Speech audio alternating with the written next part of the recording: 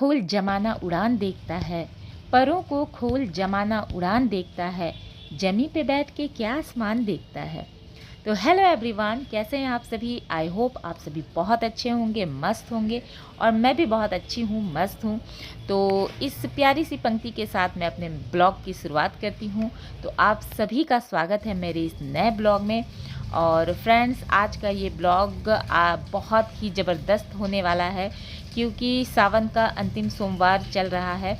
और इस अंतिम सोमवार में अगर आपने सावन के सोमवार की कथा नहीं सुनी तो क्या सुनी। बाबा भोलेनाथ की असीम कृपा आप पर, हम पर और सभी पर बरसती रहे। तो आइए इस ब्लॉग के जरिए हम बाबा भोलेनाथ की कथा का श्रवण करते हैं, उनकी कथा को सुनते हैं और अपने जीवन को आनंदित करते हैं। तो फ्रेंड्स, मेरे दिन की शुरुआत हो चुकी थी और बच्चे स्कूल जा चुके थे। तो मैं अपने घर की दिनचर्या में लग चुकी थी, क्योंकि मुझे आप लोगों के लिए एक स्पेशल ब्लॉग लाना जो था। तो मैं पहले से ही अपने सारे कामों को आधा से अधिक कर चुकी थी। बस थोड़े बहुत काम बचे हुए थे, जैसे कि क्लीनिंग, डस्टिंग वगैरह। तो मैं उसे जल्दी से जल्दी करके और बस पूजा पाठ करना चाह रही थी। तो देखिए, ये मॉर्निंग का समय हो रहा है और मैं बाहर दरवाजे पे पानी दे रही हूँ।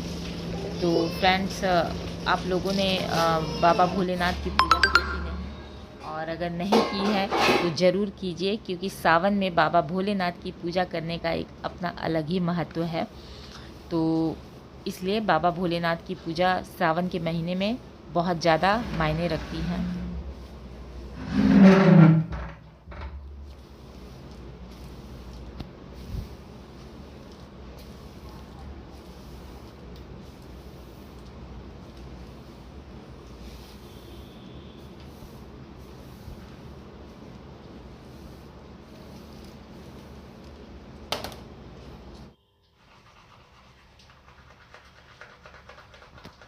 घर में बहुत ज़्यादा शांति छा जाती है। बच्चे जब स्कूल चले जाते हैं तो घर बहुत ही सूना सूना लगने लगता है।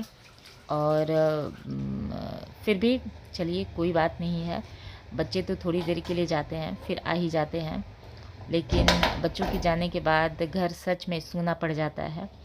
और ये मैं फ्रेश हो चुकी थी और नहाने के बाद मैंने अच्छे से साड़ी पहनी, क्योंकि साड़ी में मैंने आपसे पहले भी कहा था कि औरतें बहुत ही अच्छी लगती हैं और साड़ी हमारी पारंपरिक ड्रेस है।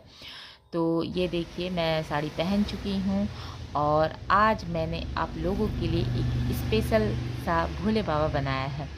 तो आप भी अपने घर में इस तरह भोले बाबा की स्थापना कर सकते हैं, उनकी पूजा कर सकते हैं और अधिक से अधिक भोले बाबा की कृपा प्राप्त कर सकते हैं। तो देखिए फ्रेंड्स, ये है मेरा साड़ी का लुक। तो आप लोगों को कैसा लगा ये कमेंट ज़रूर कीजिएगा। तो ये देखिए फ्रेंड्स, मैंने कटोरी में बर्फ़ जमा चुकी हूँ मैं, और अब मैं बनाने वाली हूँ बर्फ़ानी बाबा। तो फ्रेंड्स, आप लोग कमेंट करके ज़रूर बताइएगा ये बर्फ़ानी बाबा आप लोगों को कैसे लगे। और अगर अच्छे लगे हों तो आप लोगों भी अपने घर में ट्राई कीजिए और बाबा का प्रतिमा बनाइए इस तरह से और उनकी पूजा कीजिए, क्योंकि सावन में जिस तरह से भी भगवान की हम पूजा करते हैं तो भगवान अति प्रसन्न होते हैं। और भोले बाबा तो हैं ही ऐसे बहुत भोले। तो बस बाबा की प्रतिमा बनाइए और उनकी आराधना कीजिए। और ये देखिए, मैंने बाबा बर्फानी के जलाभिषेक कर चुकी हूँ मैं, और बस इनकी पूजा कर रही हूँ।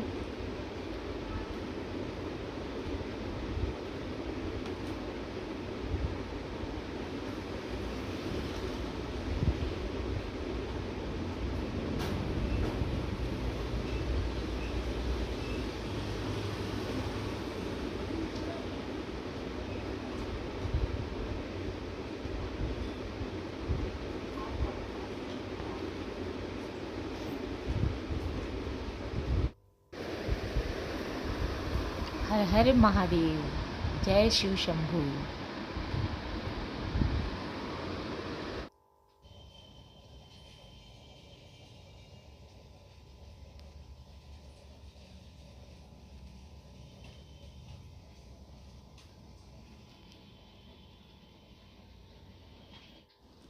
हर हर महादेव। तो आज है सावन का चौथा और अंतिम सोमवार और आप सभी को सावन के चौथे और अंतिम सोमवार की बहुत सारी शुभकामनाएं। आप सभी का स्वागत है हमारे इस चैनल में। तो सावन का अपना एक अलग ही महत्व है और इसके प्रत्येक सोमवार का अपना अलग ही महत्व है। इस दिन हमें ज़्यादा से ज़्यादा शिव जी की लीलाओं और उनकी दिव्य रूप का श्रवण ज़रूर से ज़रूर करना चाहिए। तो चलिए आज के इस अंतिम दिवस पर हम आज श्रावण के सोमवार की कथा का श्रवण करते हैं। तो अपनी कथा का आरंभ करते हैं। कथा के अनुसार प्राचीन काल की बात है।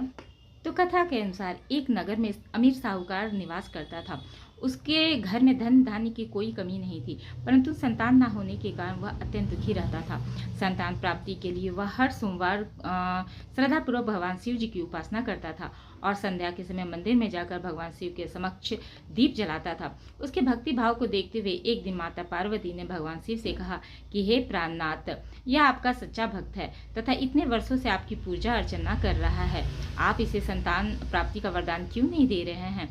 माता पार्वती का प्रश्न सुनकर भगवान शिव ने उन्हें बताया कि साहूकार के पिछले जन्मों के कर्मों के अनुसार उसके भाग्य में संतान सुख नहीं लिखा है।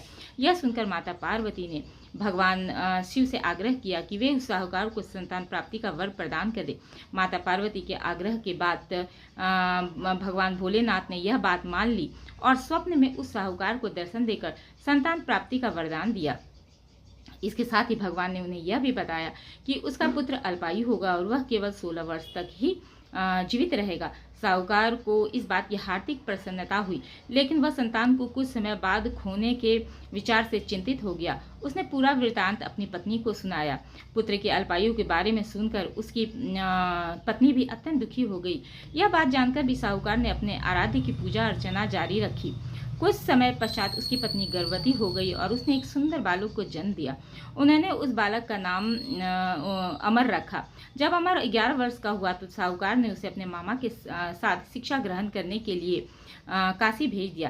काशी जाने से पहले साहूकार ने बालक के मामा को कुछ धन दिया और कहा कि तुम जिस भी मार्ग से जाना वहाँ यज्ञ और ब्राह्मणों को भोजन अवश्य कराना। उसके बाद दोनों मामा भांजे काशी की ओर निकल पड़े। यात्रा करते हुए बालक और उसके मामा एक राज्य में विश्राम के लिए रुके। वहां पर राजा की पुत्री का विवाह हो रहा था, परंतु जिस राजकुमार का विवाह उस राजकुमारी से हो रहा था वह एक आंख से काना था और यह बात किसी को पता नहीं थी। राजकुमार के पिता को इस बात की चिंता थी कि अगर राजकुमारी को यह बात पता चल गया कि राजकुमार एक आंख से काना है तो वह शादी से मना कर देगी। इसलिए जब उसने साहूकार के पुत्र को देखा तो राजकुमार के पिता ने उससे राजकुमारी की जगह मंडप में बैठ जाने का आग्रह किया। साथ ही उसने उस बालक से कहा कि वह विवाह के बाद इस भेद के बारे में किसी को ना बताए।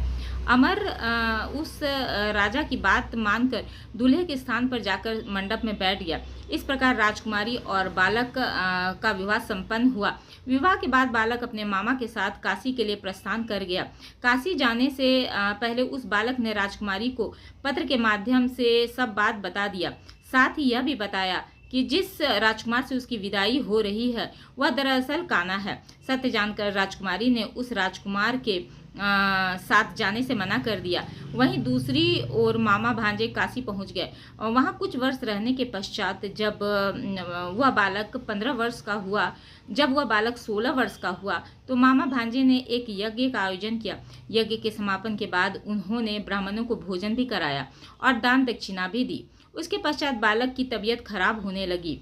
वह मूर्छित होकर जमीन पर गिर गया और उसकी मृत्यु हो गई। जब उस बालक के मामा ने बालक को इस अवस्था में पाया तो वह जोर जोर से विलाप करने लगे। उसी समय भगवान शिव और माता पार्वती उस मार्ग से गुजर रहे थे। जब उन्होंने विलाप की आवाज़ सुनी तो माता पार्वती ने भगवान शिव से आग्रह किया कि वो उस रोते हुए व्यक्ति का कष्ट दूर करे। तब भगवान शिव ने पार्वती को बताया कि वह यही साहूकार का पुत्र है जिसने उन्होंने 16 वर्ष तक जीवित रहने का वरदान दिया था। तब माता पार्वती ने कहा कि हे प्राणनाथ, इस बालक का पिता पिछले 16 वर्षों से सोमवार का व्रत करते हुए आपके समक्ष दीप जलाता है। कृपया आप इसके दुखों को दूर करें। माता पार्वती के वचन सुनकर भगवान शिव ने अमर को जीवन का वरदान दिया और उसके पश्चात वह बालक जीवित हो गया। यह देखकर उसके मामा की प्रसन्नता का कोई ठिकाना नहीं रहा। उसके बाद काशी से पढ़ाई पूरी करने के बाद वो दोनों वापस घर की ओर निकल पड़े। रास्ते में फिर से वही नगर पड़ा जहां अमर का विवाह वहां की राजकुमारी से हुआ था। जब राजकुमारी ने अमर को देखा तो वह उसे तुरंत पहचान गई। राजा ने भी प्रसन्नता पूर्वक अपनी पुत्री को अमर के साथ विदा कर दिया। वहीं दूसरी ओर साहूकार और उसकी पत्नी यह सोचकर अत्यंत दुखी थे कि 16 वर्ष की आयु के बाद उसके पुत्र की मृत्यु हो जाएगी। लेकिन जब उन्होंने देखा कि उसका पुत्र अपनी वधू के साथ सुरक्षित घर वापस लौट आया है तो उनके सारे कष्ट दूर हो गए और उन्होंने प्रफुल्लित मन से दोनों का स्वागत किया। इस प्रकार भगवान शिव की निरंतर आराधना से साहूकार को न केवल पुत्र प्राप्ति हुई बल्कि उसके पुत्र को जीवन दान भी मिला। इस कथा का श्रवण करने से सभी मनुष्य पुण्य के भागीदार बनते हैं। तो ये थी कथा सावन के सोमवार की, जिसका श्रवण करने मात्र से ही हमारी सारी विपदाओं, सारे दुखों का नाश हो जाता है। तो भगवान शिव की कृपा आप पर, हम पर और सभी पर बनी रहें। हम सभी स्वस्थ रहें, खुश रहें और आनंद के साथ रहें। तो इन्हीं शुभकामनाओं के साथ अब मैं विदा लेती हूँ। और आपको अगर मेरा चैनल में नए आए हों तो हम मेरे चैनल को सब्सक्राइब ज़रूर कीजिएगा। और अगर मेरा वीडियो अच्छा लगा हो तो लाइक और कमेंट ज़रूर कीजिएगा। तो ओके, हर हर महादेव।